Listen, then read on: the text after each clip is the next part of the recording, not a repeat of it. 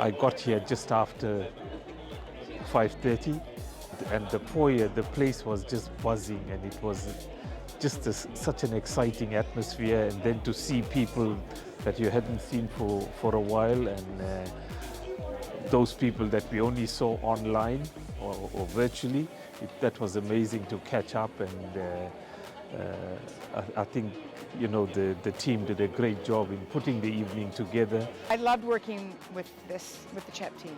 Absolutely, some of the best people I've worked with in a long, long time, or maybe ever.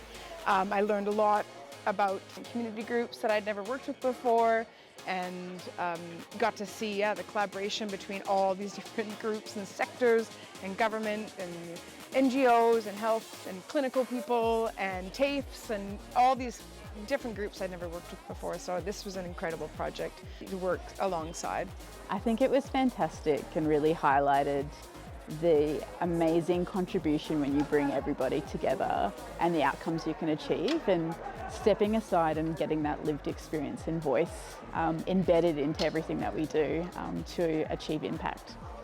I think for Multicultural Australia, we're really excited about building on that, and I think the research is going to be where we can actually see the opportunities where that lands.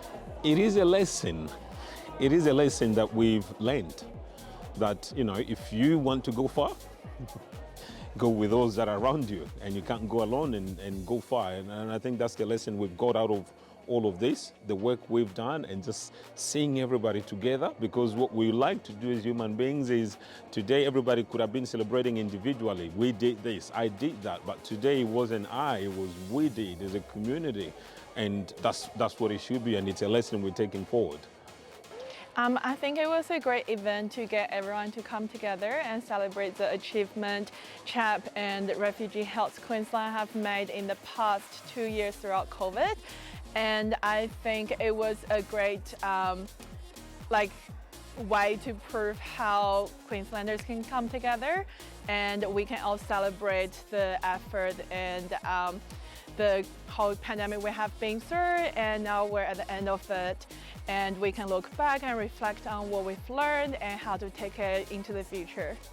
For me personally, as a community leader, COVID is, although is something negative, but it has brought a lot of positive change to our community. Also, our community to have that voice and be recognized and valued. Yes.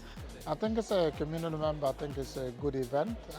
It's good to just sit back and reflect, because we've all been busy in the last 2 years, but also to put a spotlight on what makes these things happen. Like a lot of, on the speeches, there's a lot of acknowledgement of the community drivers of who and how things are done from a community point of view.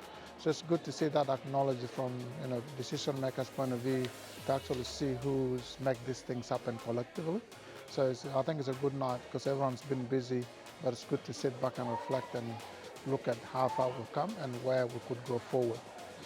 Well, it was a great night, and all the hard work communities, and to see the outcome. And I know it was tough years, and a lot of happening in our community, but CHEP, where the community is getting right information through the Refugee Health Network, which is make easier in our communities. And then I remember that where communities, when COVID sick, they were giving some foods and then dropped to their house outdoors and knocking the doors to help each other, the community, which is fantastic.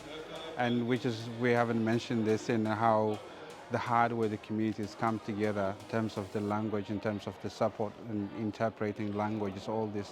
It's great work.